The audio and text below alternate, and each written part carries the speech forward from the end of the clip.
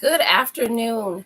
Thank you for joining us for Taking It to the Streets Healthy Conversations for Us, by Us, COVID 19 and beyond. Today's theme will be safety. My name is Athena McKay, the Executive Director of Flint Innovative Solutions. Please take a moment and share this video so that others in your community and network will be aware of health and safety around COVID 19 and other health topics. We are on Facebook and YouTube live, so please do again share this link. This production is brought to you by a grant funded by the Community Foundation of Greater Flint called the NNICE funding mechanism, or the National Network to Innovate for COVID and Adult Vaccine Equity. The GCCP, the Genesee County COVID 19 portal, where we have worked with faith based organizations and community centers to increase access to COVID 19 vaccinations and boosters. In partnership with Michigan United, we have our phenomenal panel as always, Dr. Latressa Gordon, Nurse Battle. We also have a special guest, Mr. Corey Palmer, Mr. Corey Palmer from Off Duty Productions LLC. We'll have further discussions about safety. Um, we'll also have an interesting thing. If you go to the next slide, please. Again, we are funded by Community Foundation of Greater Flint. Next slide. And next slide. When we think about safety, there's many different elements of safety. We know there's fire safety, medical safety, traveling. With COVID 19, we use a lot of Clorox to clean off our all things that we touch. Door handles, remote controls are probably one of the most disgusting things that we have in around us, and our cell phones. Please just take a quick second, take a alcohol swab and wipe down your phone maybe once a week, at least once a month, to get some of those germs away from you as you have them so close to your face. Another thing that we talk about is medical safety. As most of you know, I had knee surgery a year and a month ago, in September of 2021. And thankfully, I did not need all the prescriptions that were pain medicines. They were opioids. And so one of the things that I did is take those opioids and brought them to a community medication take back event. We have partnered, Flint Innovative Solutions has partnered with the Michigan Institute of Clinical Health and Research and the Healthcare Policy Innovation, Hasselberg Senior Center, and Ascension PACE, our local police department, and Keeping Tabs. There will be 2 community events for the medication take back coming up in the upcoming weeks. October 28th from 10 to 2. Next slide. That's at Hasselbrink Senior Center, and also on the 29th, which is a Saturday, at Ascension PACE. That's one of the ways that we can be safe. As you can see in this photo, this young lady is a teenager who has had access to medications. We don't want to pour them down the toilet and just flush them because they'll be in our environment and our water stream. There's a way to properly dispose of them. If you come to either one of these locations in the next couple of weeks to drop off your medications, we have our law enforcement partners who will properly dispose of them. So that was my safety tip for you and your loved ones. You may have had someone who unfortunately passed. And so you have a whole slew of their past medications. Bring them on out for either Saturday at Ascension PACE or the Friday before at Hasselbrink Senior Center. Now, I am going to turn it over to my fabulous panel, as always, and I have one of those probing questions. The question I have for you, Miss Dr. Gordon, is what is one uncommon safety tip that you would like to share with our audience? And good afternoon, ma'am. Oh, good afternoon, everyone. One to tie into your about take back a medication. One uncommon safety tip is I've taken the Narcan layperson training, so I always have Narcan with me in my vehicle or when I'm at an event. There was an incident that I had where a person was driving in front of me and they actually needed Narcan. So with the opiate crisis, especially in Genesee County, taking back the medication is an excellent way to dispose of unwanted or unneeded medication. But also, like Genesee Health Systems offer layperson Narcan training, where it's intranasal, you can carry it with you, and they'll teach you the signs and symptoms to know if somebody's having an opiate overdose, like pinpoint pupils, responsiveness. So that's one uncommon thing that I do. I do carry Narcan with me all the time. And also for home, another uncommon tip is, or safety, uncommon safety thing is I keep my bedroom door closed at all times. Like when I'm sleeping, that's for if a fire was to break out, you have a better chance of survival without the fire not overtaking you and developing an escape plan. So I will turn it back over to Athena. Thank you, ma'am. Those are great. The Narcan, could you just explain what Narcan is? Narcan is a opiate reversal. We use it in the hospital, and so now there are training. I think it's Genesee Health System and other.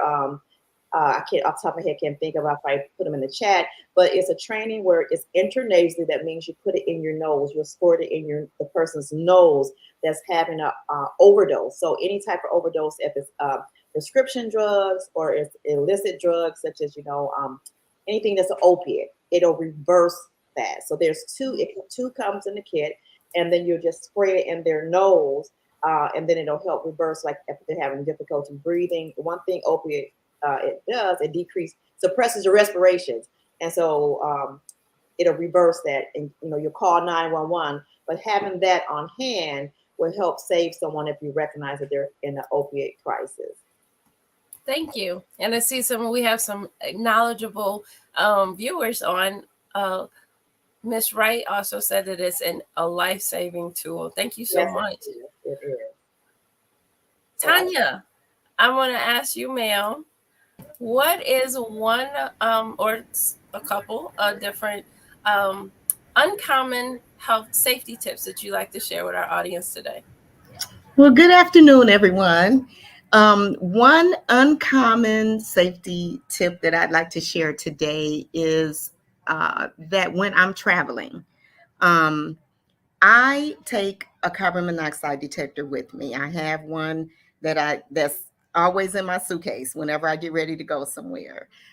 Carbon monoxide detectors are not mandated in hotels as smoke alarms are. And I've met some people who have had incidences with carbon monoxide leaking into a hotel room. And one incident was fatal. One lady lost her son in a hotel room, and there was carbon monoxide leaking in that particular room. So yeah, that's my uncommon health safety tip, is to take a carbon monoxide detector with you while you're traveling, especially to hotels that some states it's not mandatory. So especially when you're traveling. Thank you. Thank you. This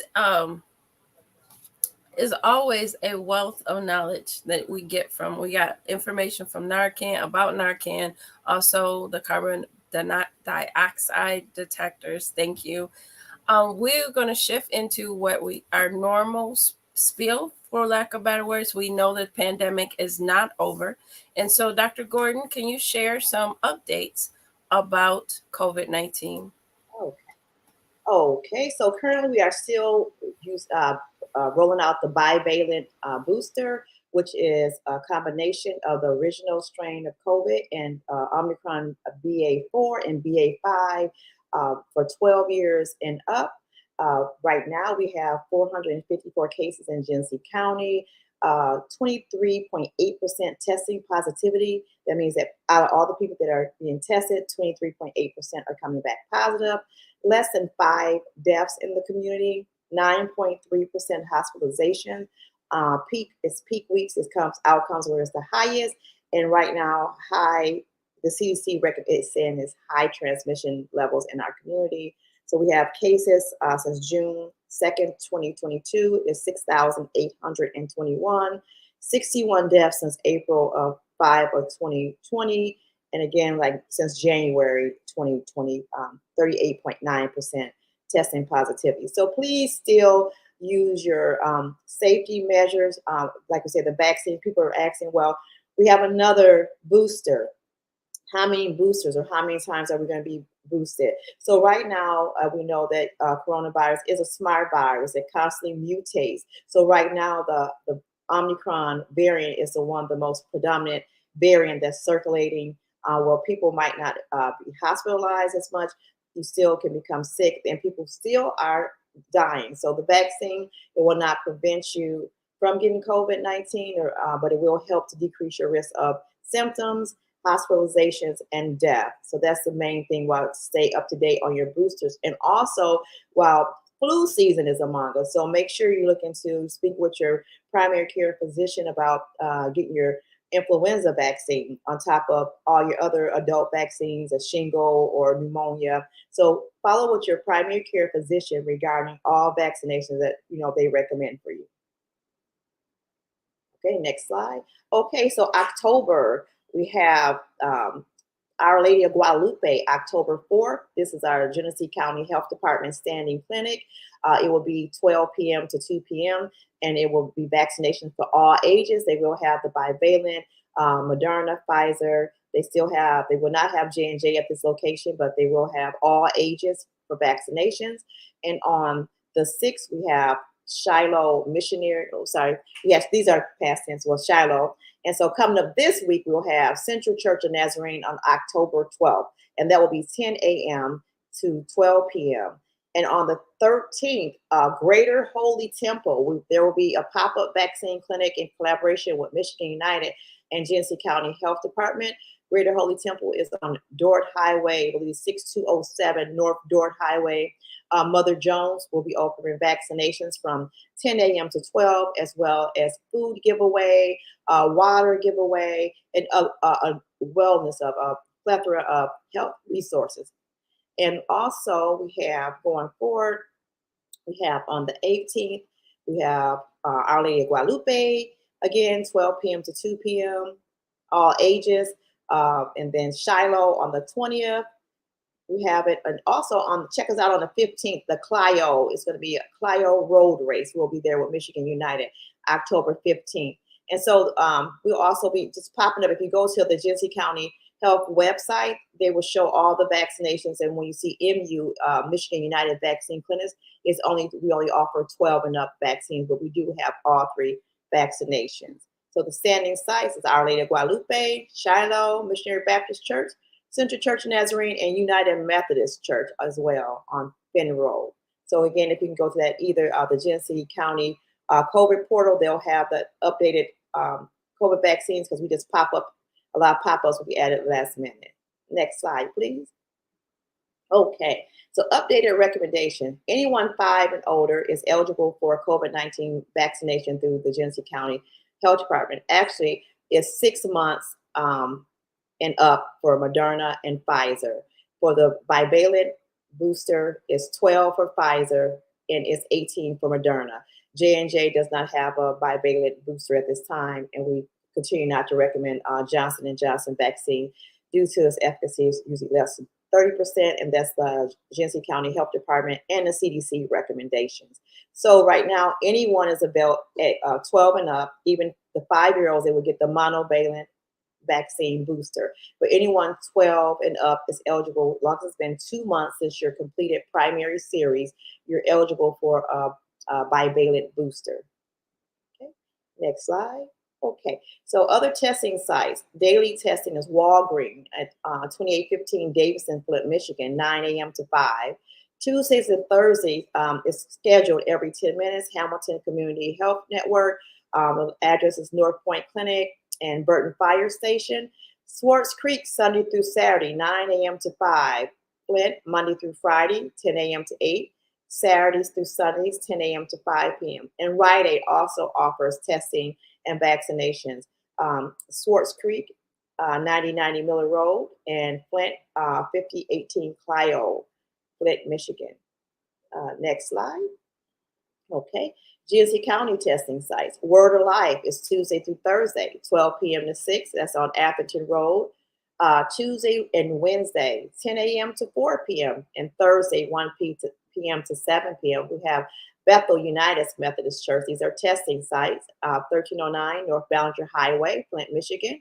And Monday, Friday, Saturday, 10 a.m. to 3 p.m., Macedonia Baptist Church, and that's on GI 443 Saginaw Street in Flint, Michigan as well. Next slide. If you know someone who's unable to access the website or internet, please provide them with the COVID call center phone number, 810-344-4800 for help. They want to reserve those phone lines for anyone that's unable to use the online resources. And information is available in English and Spanish. And also at Mother Jones Church, we will also have a Spanish interpreter for anyone that needs interpretation in Our Lady of Guadalupe. And most of the other Michigan United clinics, we have a Spanish interpreter, Spanish-speaking person with us. So if you know someone who's unable to leave their home due to health conditions and would like to receive the COVID-19 vaccine, please complete the questionnaire on the link of the website that's listed here, and we could be scheduled. We'll come to your home. We'll even come to your business if you're not able to come out. So for more information, the website is https://www.gchd.us for more information on COVID vaccines and scheduling home visits. Thank you, Athena. Okay, so this right here, we're going to have October 28th at Hasselbrink, and it's going to be from 10 a.m. to 3 p.m. We're going to have a health and wellness fair at Hasselbrink. It's on 1002 West Holmes Avenue. We're going to have health and wellness resources and vendors. We will be doing vaccinations as well, free health screenings, medication take back, fitness demonstrations. We'll be raffling off prizes, real talk with Nurse T in the community, mini massages, free healthy lunches provided, and all other fabulous resources. So come on out to the Health and Wellness Fair, October 28th, 2020, 10 a.m. to 3 p.m. And it'll be 12 years and up for vaccinations, and we will have the booster bivalent Moderna and Pfizer available. So I will turn it back over to Athena. Thank you so much, Dr. Gordon. And as most of you know who have been watching us for the 6 months that we've been on, we're missing one of our crew members. Nurse T is out, but she is watching on her phone. Thank you, Nurse T. Next slide, please. As many of you may know, back one slide, possibly. Nope. October is Fire Safety Awareness. Thank you. October is Fire Safety Month. Thank you so much, Ms. Prince.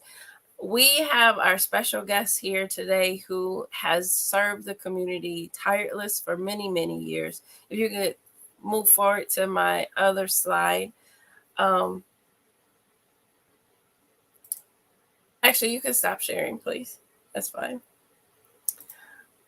Mr. Corey Palmer. Well, as we know, COVID-19 has taken a toll on all of us. Today's special guest, Mr. Corey Palmer, is no stranger to the Flint community. For his many years of serving as a firefighter with the Flint Fire Department, and the husband of a world-famous inspiration, Miss Tracy Palmer, as well. Corey, please join us on this call. How are you, sir? Hello there. Can you hear me? Yes, sir. I can hear you well. Good. Thank you for taking time out of your afternoon to join us. If you could, Corey, we know and love you in the community, but could you share a little bit about your educational background and why we believe that you are a trusted source to bring resources to the community? Hello, everybody. My name is Corey Palmer. I am a 22-year firefighter in the city of Flint. I have been married for 23 years. I have 4 children. And today I just wanted to come in and talk to you guys briefly just about the basics of fire safety. Right now, the basics is, I see I got some people out there watching. Um, just want to do real basic points today. It's just about first off, the smoke detectors, they save lives. A lot of us get into how many we supposed to have in the house and how many we supposed to, have on every level.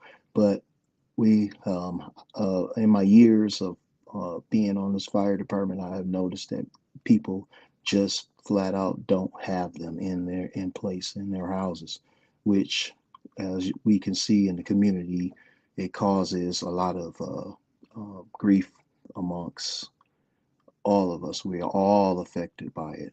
So it's important that right now that we concentrate on having uh, smoke detectors at least in our living areas. Our living areas would be our bedroom, our family rooms, those areas. Now, you can be extreme and go and put them in every bedroom, but to start out, if everybody can't get 3 or 4 of them, at least have it in those living spaces, which are your bedrooms, one in the middle there. So, because the smoke actually rises, and when it rises, it will notify, as the doctor said earlier about keeping your doors closed, keeping us safe away from what's outside that door. Um, it's important that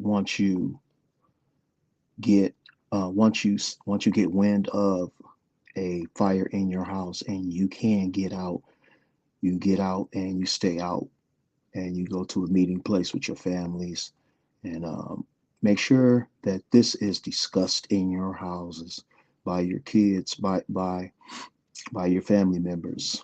This dialogue has to happen. It has to happen. It's really important, really important that we understand that fires in houses, in dwellings where you spend all your time at, where you spend all of your family and friends time.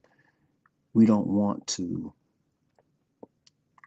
destroy what we built. In other words,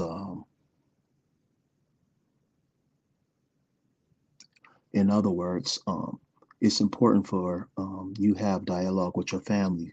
Uh, one of the most common things that what I have experienced is people taking batteries out of their smoke detectors because they're cooking. They're loud. They're supposed to be loud. They're notification devices to let you know when there's a possible threat of fire in the houses. So it's important.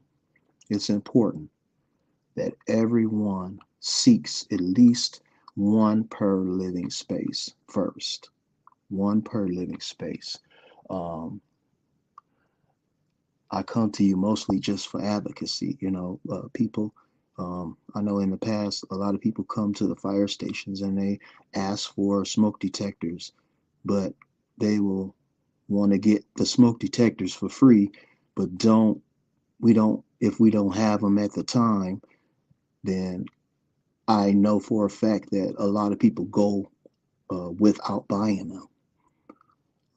And that is not, or won't change the battery. Yeah, I see my brother helping me out. Or won't change the battery. That's a good point too. Not changing the battery. I always use a system. Every time daylight saving time comes, I change my battery in my smoke detector.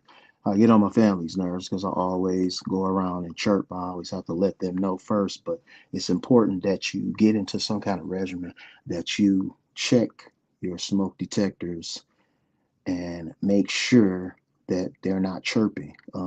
If you read on the back of most of those smoke detectors, 10-year lithium is like the most common one. They give you instructions. If it beeps a certain amount of time, it actually has it on the back of it, a lot of them. Some of them are in Spanish and different languages, but they're easy to learn, and they're easy to, to operate as well. So to sum it up, it's important. It's very, very important that you make sure that is something that you should concentrate on having in your house. Again, as a community, we are always all, I say it again, we are all affected by everything that happens in the community when it comes to our people. So thank you. Appreciate it. Thank you so much, Mr. Palmer. First, there's some kudos back in the back office. Some thank you for your service. And I Thank see you. mad love from the folks out in the audience too. As I know that you are loved in the community.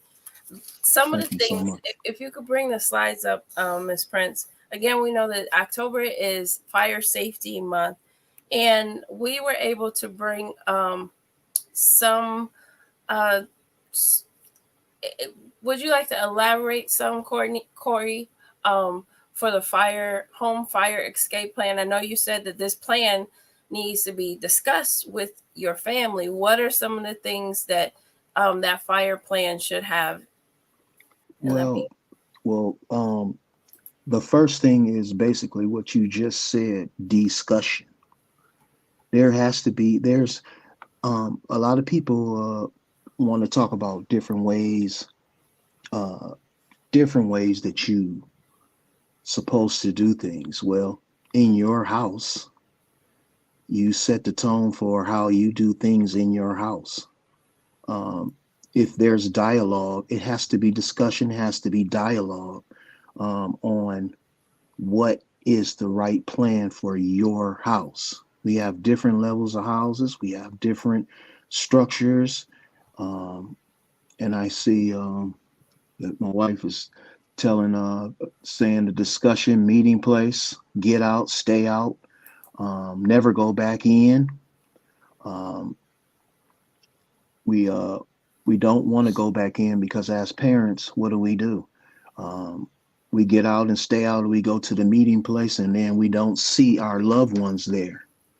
So what do you think is the first thing if you don't see Mario at the meeting place? What are you going to do, Athena?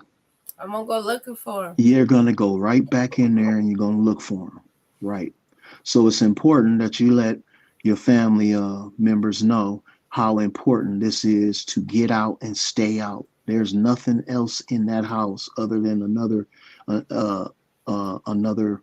family member that's important at that time that you go to that meeting place, that designated meeting place. I see these different points that you have about the windows, and all of those things are family discussions, if that makes any sense. So yes. Yes. Next slide too. You being on the force, I wanted to share too the City of Flint for fire prevention community outreach. For the next, there are 5 different stations listed here. So on Friday, October 14th from 4 to 6, as Mr. Palmer mentioned, there's usually a shortage of smoke detectors.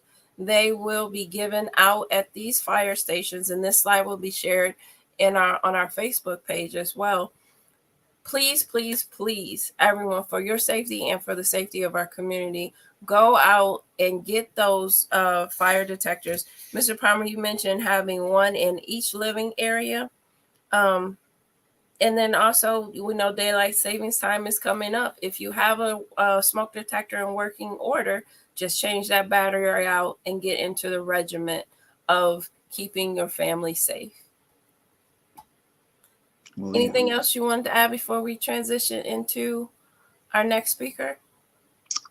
No, I just would like to say thank you to the city of Flint for having me, putting up with me for these many years, and I give a shout out to of course, my family that always support me, and a shout out to my chief, my deputy chief, Ray Barton, and Carrie Edwards. Thank you for believing in me and always trusting that.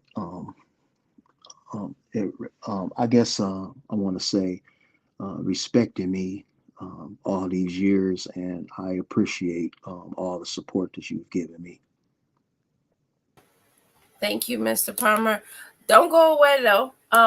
We're opening up for the full panel, but we're going to transition to, you know her as Nurse Tanya. But this side of her, when we were doing our back office talk a few months or last month, there's a whole nother side of Tanya that came out in this conversation. So you guys are in for a treat as always. Nurse Battle, we have your slides ready for you. Please do share with the community your heart, ma'am. Okay.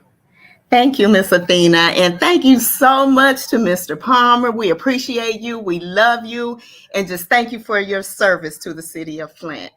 So Mr. Palmer talked about fire safety, and I'm going to talk about something that we don't hear a whole lot about, and that's carbon monoxide. Carbon monoxide is often called, you can go to the next slide, it's often called the silent killer because it is it's undetectable to any of our human senses. We can't see it, we can't smell it, but it's there. Over 200 people die every year from carbon monoxide poisonings, and over 5,000 are injured or, have emergency room visits. And these poisonings are accidental in the United States. You can go to the next slide.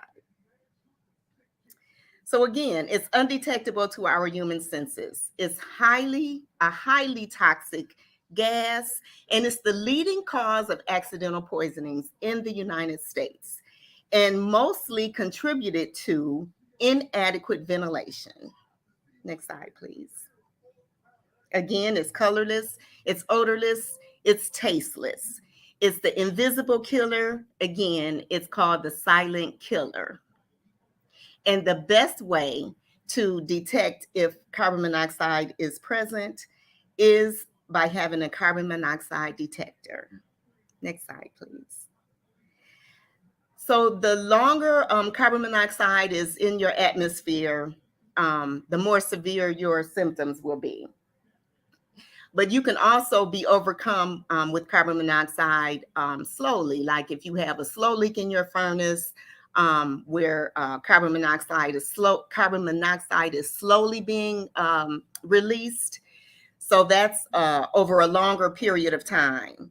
But again, you will begin to have like flu-like symptoms, a headache, fatigue, body weakness. Next slide, please. And again, with our winter months coming, and we've already had like power outages, and this is the time of year when most accidents happen from carbon monoxide poisoning. So again, from poor ventilation, and this is what we're doing here today. We're just raising awareness about it so that we can educate and have everybody on board for safety. Next slide, please. So next slide, please. So carbon monoxide, I want to talk just a little bit about what actually happens during carbon monoxide poisoning. So our bodies, we need oxygen. Oxygen attaches to the hemoglobin in our red blood cells. But with carbon monoxide poisoning, the carbon monoxide attaches to the red blood cell, to the hemoglobin, and it blocks the oxygen. Yes, it's a blocker. So, but we need oxygen to sustain life. So when the carbon monoxide attaches to the red blood cells or to our hemoglobin, basically we suffocate because our vital organs are not getting the oxygen that it needs. So we, you know, it suffocates our heart, our lungs, you know, all of our vital organs. Next slide, please. And again, when carbon monoxide is inhaled and it attaches to the hemoglobin, it's called carboxyhemoglobin. And this particular chemical bond is 200 times stronger than the bond that oxygen actually creates when it attaches to hemoglobin. So next slide, please. So again, we need oxygen. Our bodies need oxygen. And when it doesn't get the oxygen that it needs, our vital organs are affected. Next slide, please. Next slide, please. So some of the sources for carbon monoxide in our homes, especially again with our winter months coming, we may light our fireplaces. Please make sure that the flutes are open on your fireplaces. Our chimneys, we should be getting our chimneys checked before we, light our fires in our fireplaces. Automobile exhaust, even cigarette smoke, and anything that causes combustible gas, fuel burning gases. Next slide, please. Next slide, please. So next slide, please. I think I just said that. So what can we do to eliminate and to minimize carbon monoxide poisoning?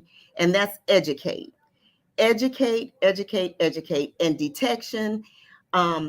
If you have a detector and your detector goes off, you get out of the house and you get to fresh air. Fresh air, if you're overcome with carbon monoxide, fresh air will help start your body to get rid of the carbon monoxide or minimize the effects that you will be having. Next slide, please. So again, as Mr. Palmer said, we need to have these critical conversations with our families. Educate your family, get a fire escape plan, a safety plan, and even do safety drills. We used to do fire drills all the time at schools. Do a fire drill with your family and have these critical conversations before if you happen to need it. Have a carbon monoxide detector as well as a smoke detector, and get to fresh air if there's any carbon monoxide being detected in your home, and say open the windows and all of that. But you just get out of the house and get to fresh air. Call 911, and the fire department will come and they'll take over from there. Next slide, please. So more common sense stuff. Again, with our winter months coming, sometimes we want to start our cars in our garages to warm it up. But please, even if the garage door is up, carbon monoxide can leak from your car's exhaust and go back into the house.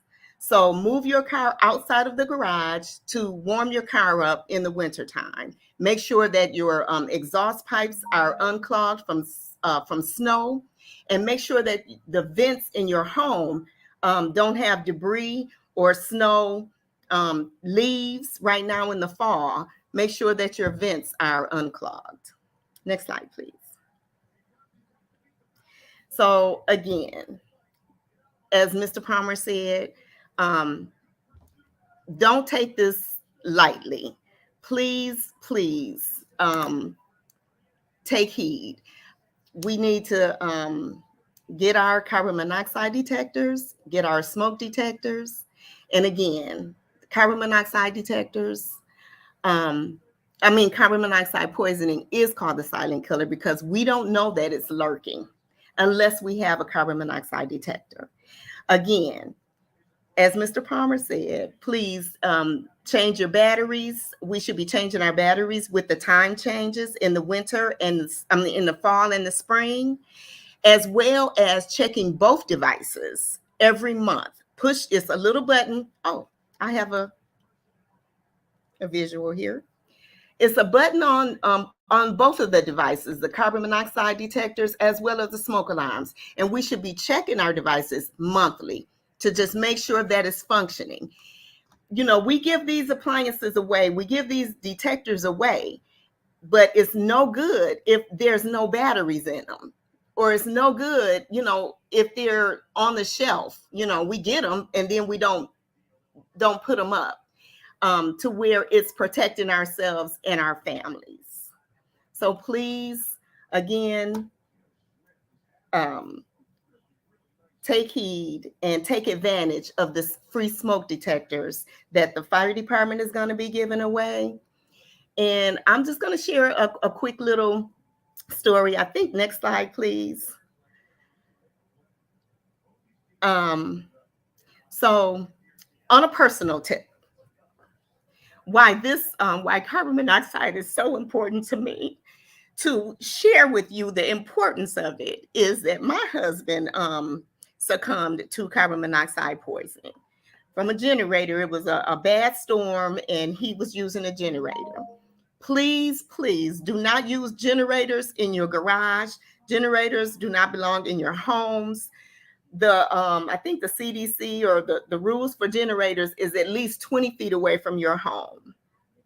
So because my husband had this accident, it's been a journey dealing with, trying to navigate through the pain to find the purpose in this tragedy. And we created the Richard A. Battle Foundation. And this is what we do. We're an advocate for carbon monoxide poisoning and safety awareness. So we are a nonprofit organization. We raise carbon monoxide awareness and we educate our community because we don't want another family to endure what we endured unknowingly. And these accidents are preventable. The number one prevention is getting detectors and having functioning devices in our homes. Next slide, please. So we have partnered, the Richard Battle Foundation. We've partnered with the Flint Fire Department. We've partnered with the Mount Morris Fire Departments, and we've had several carbon monoxide giveaways. So next month on November 18th, the Richard Battle Foundation, we're going to have an old school hustle party. It's a fundraiser, and we want to raise funds so that we can be able to do this again. This is it's a sensitive time of year, and it's a sensitive subject. But when people tell me that if it hadn't been for my carbon monoxide detector, if my detector hadn't have gone off, or, if I hadn't heard you speak on carbon monoxide, then it's all worth it. And that's what we want to do, be advocates. We need to raise awareness and we have to talk about it in order for people to know about it. And carbon monoxide detectors and smoke detectors save lives. So again, an old school hustle party fundraiser on November 18th is going to be at Hasselbrink Senior Center from 7 to 11. The tickets are $15, $20 at the door, and proceeds will go to provide. We partnered with the Flint Fire Department again, and we're going to have a giveaway in December. So more information is forthcoming, and just thank you so much. Thank you so much, Tanya, for sharing. I'm going to put you back on Front Street. Thank you for your transparency, for sharing, and just your advocacy for, again, the awareness for our community to be aware that this is a serious issue, and your work to be able to share your heart and the resources so this doesn't happen to other families. I want everybody to come into the screen, know that you are not alone. Corey, your work, your tireless work in the community, going into those burning buildings, saving lives, saving our community. Thank you, sir. Much appreciated. Okay, so that was a lot of information. Everybody just do a woosah really quick. We always have, well, I think this may be one of our most sensitive podcasts. Because we all know someone who could be here had it not been for if other things would have taken place. COVID has hit us all, but we know we had issues in the community before COVID. Fires take lives, but we also have the expertise in the community to help prevent those through the devices, as well as through our fire department. So, let me throw this one up from Miss Palmer too. Prayers and love to the panel. Thank you, Miss Palmer. Let me try to do some recap. I'm not sure who said it exactly, but carbon monoxide, I think it was Tanya, you mentioned that it blocks. It's a blocker. Could you elaborate on that just a little bit more? Sure. Again, our red blood cells in our bodies carry oxygen. The hemoglobin carries oxygen.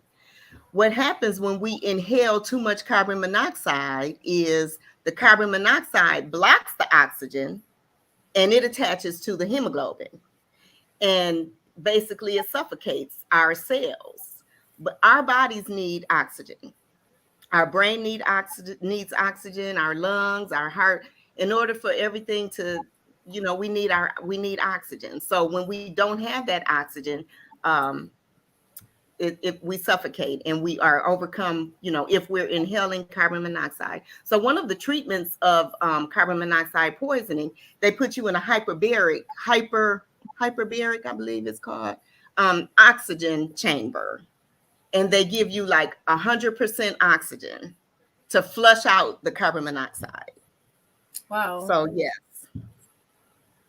Dr. Gordon, did you want to chime in on that response too? Oh yeah, just basically what Tanya said about the I know a lot of people with COVID-19 have gone out to get like pulse oxes from the like the drugstore, which is good. That shows your oxygen saturation. But with carbon monoxide poisoning, you'll still show 100%. So like if you're having trouble breathing, some people are like, let me get my pulse ox out, and it'll still show 100% because it won't pick up the carbon monoxide. So the best thing, like Tanya said, is the fresh air and oxygen. So if you're feeling like dizzy, lightheaded, this happened to a cousin of mine. He was at home, and just so happened my mom went by there. His furnace was leaking, and he said, I just felt so tired, and I just wanted to go to sleep. And so just so happened by God's grace, she got there in the time to get him out to the fresh air and reverse it. So if you're feeling like dizzy, sleepy, tired, don't lay down. Call someone like Corey and Tanya said, call 911, call the fire department, or even I think Consumer Powers will also come out and check for carbon monoxide leaks in your home. So if you like say you can't smell it, but if you're at home and like, oh my gosh, I'm just so drowsy, I'm so sleepy, those are abnormal. It's abnormal for you. So kind of just get outside, and it doesn't hurt to call anybody. So it's more safe than to be sorry. So even if you have any inkling or something, seek out help. Don't feel ashamed or I don't want to bother anybody. That's what our services are here for. So if you see Tanya in the community, Corey, even Athena, we have all type of resources for you. But like I say, it's a very sensitive subject, and I just want to applaud Tanya and Corey even for coming out and to share that, using your testimony to help save other people's lives. And because you could have withdrawn and kept that to yourself, like you said, you're using your pain has been turned into purpose. So thank you so much for your all the stuff you contribute to our community besides COVID-19 information. Same thing with you, Corey. You risk your life. Thank you for being a first responder. You know, you risk your life daily going into to save others. So I just want to thank you and Athena for putting this out there. Thank you so much. Corey, Tanya mentioned some of the ways that carbon monoxide comes through our home. Talked about fireplaces, automotive exhausts, and chimneys and such. Are there preventive things that we can do in our homes to try to reduce that?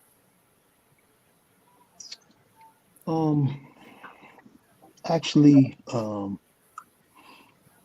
the most preventive way is the detection of it. Gotcha. By the actual device.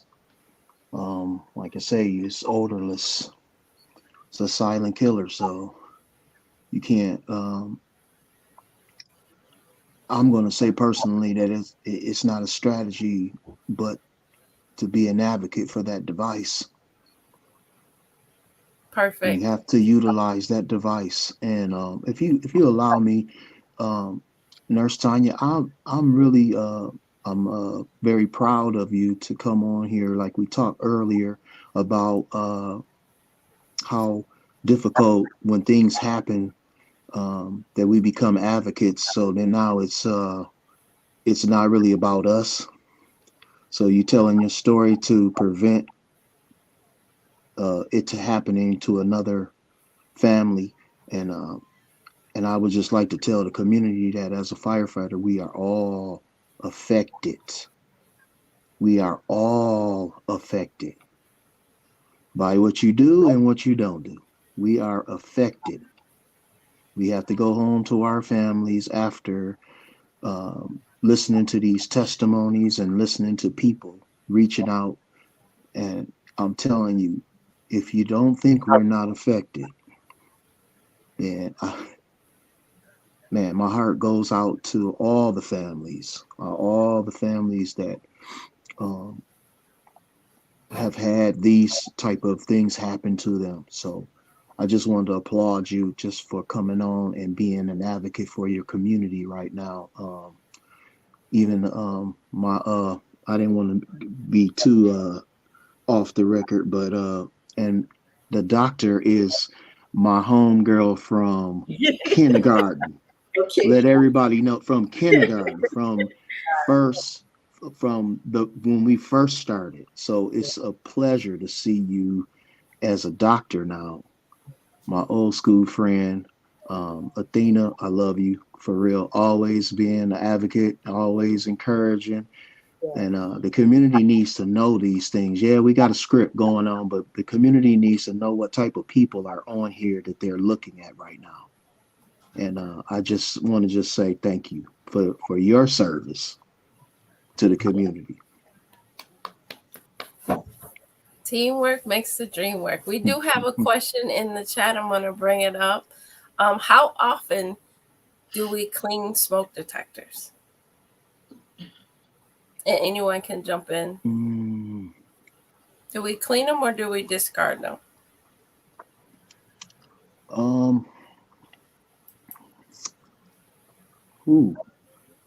That's a good one. And of course, my brother asked me that one. So you probably tested me. Well, I you know what? That's part of the visual when you're doing those checks, when you're doing all the checks of your detectors and everything, that's part of the inspection. That's what you call an inspection. So you determine that when you inspect your smoke detector. Yeah, there is debris. A lot of people, do have dust, and we all have dust, and so it's actually a good question, but that's part of your inspection. So you could determine that when hitting the button and making sure the battery works, and a visual is probably the best way I'm gonna say it. Thank you. Mm-hmm. Sorry, multitasking. There you go. You got some kudos from your brother. Excellent. Also, Ms. Palmer, amen to our testament of our love. When can you change batteries? Is the next question. Right. So I said that one. How I do it is when the time changes, like daylight savings time, you can do it then, or 4th of July, Christmas. It's probably about 6 months apart right there. So, you gotta have a system. You know. Thank you. Thank you. Thank you. Thank you. Dr. Gordon, you have something to add? Oh no, I was just saying thank you for this information. That's all I was saying. It's a great information. I have one question for Corey. If during a fire, if a person is trapped in their room, I know you said to develop that escape plan. So if someone like a 2-story, should they get buy a ladder to get out the window, or what should you do if I know put like towels, there's a wet towels in front of the door to help to keep the smoke from going? What should you do if you're finding yourself that you're trapped in your room and you can't get out? I know you're waiting for fire resources to come up. Can you give us something like what should you do? Well, the first thing is that if there's a fire outside that door and you cannot get out that door, of course, the smoke and the heat rises. So of course, while you're there, you can get to the lowest part of the ground to consume.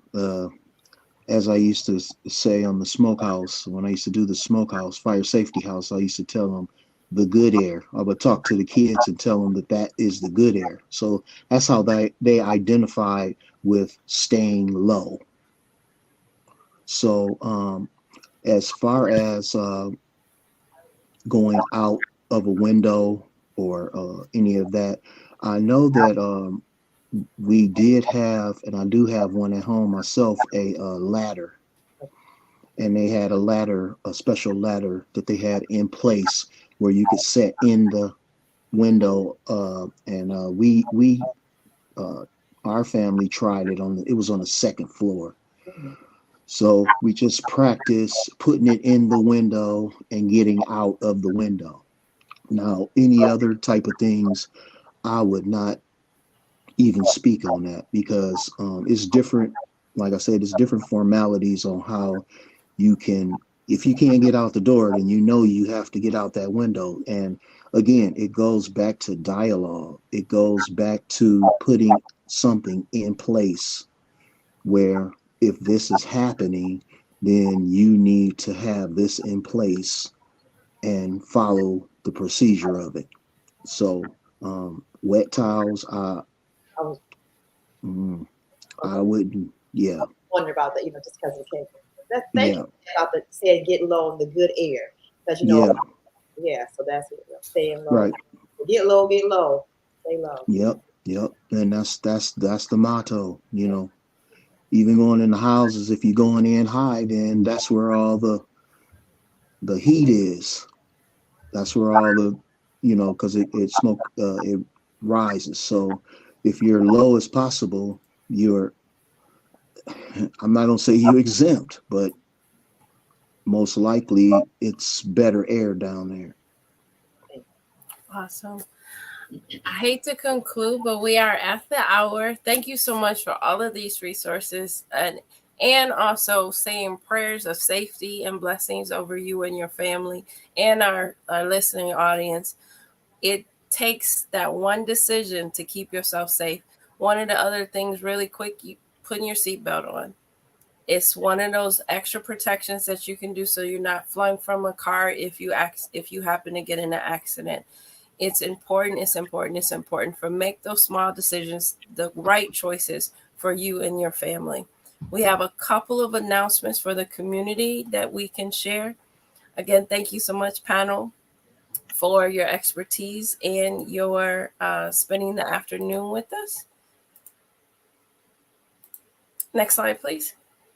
As you know, Genesee County COVID-19 portal, we are live at flintinnovativesolutions.org/GCCP.